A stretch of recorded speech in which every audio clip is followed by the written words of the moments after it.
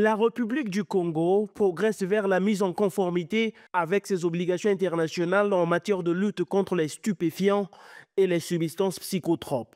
Par le biais des lois du 31 juillet 2003, le Congo a ratifié la Convention des Nations Unies contre le trafic illicite de stupéfiants et de substances psychotropes de 1998 et la Convention de 1971. Ces adhésions sont renforcées et appuyées par la nouvelle proposition de loi sur le contrôle des stupéfiants, des substances psychotropes et des précurseurs portée par le député élu à Ongoni, Yves Fortuné Mundele Ngolé Wurosia, qui, avec des exemples concrets, a su convaincre la plénière. L'idée qui était la mienne consistait à faire en sorte que la loi veille au contrôle de l'usage licite de ces drogues. Je vous donne un exemple.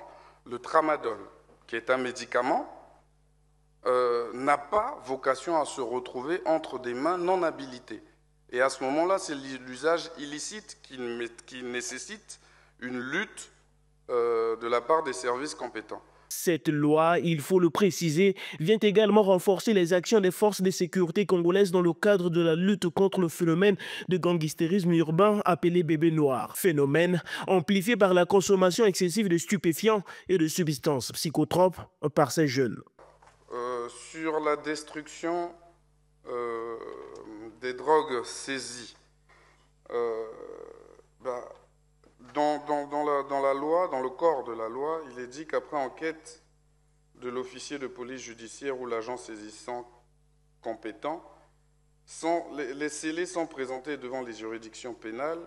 Si la détention est illicite, ces dernières vont être détruites. Donc il y a la destruction des saisies lorsque c'est dans le cadre illicite.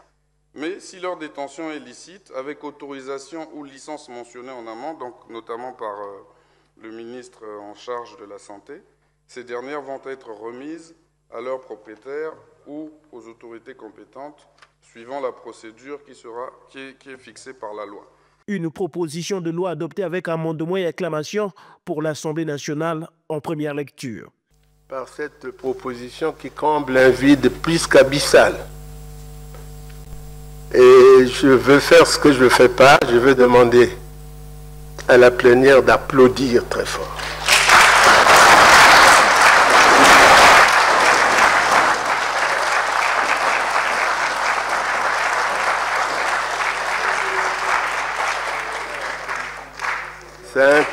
C'est un texte d'importance. Dans la Convention des Nations Unies de 1998, l'article 3 stipule que chaque État partie adopte des mesures nécessaires en vue de conférer le caractère d'infraction pénale conformément à son droit interne.